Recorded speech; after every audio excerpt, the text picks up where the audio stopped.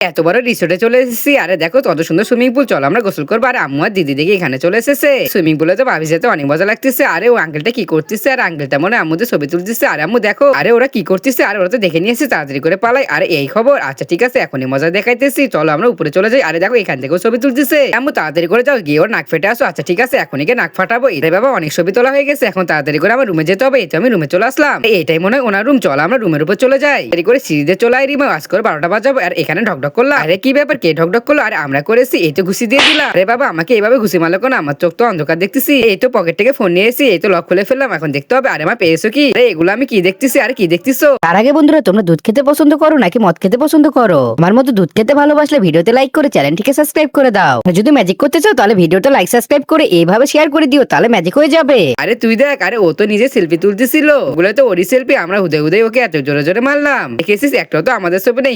মানে এখন আমাকে পালাতে হবে, তুমি এখানে থাকো। আরে পালালি কেন? আমাকে নিয়ে পালা। আরে বাবা বুঝলাম না, আমাকে এভাবে মারলো কেন? তাড়াতাড়ি করে পালাতে হবে। আরে আম্মু, ওকে কি মারছো না? আরে আর কোস না।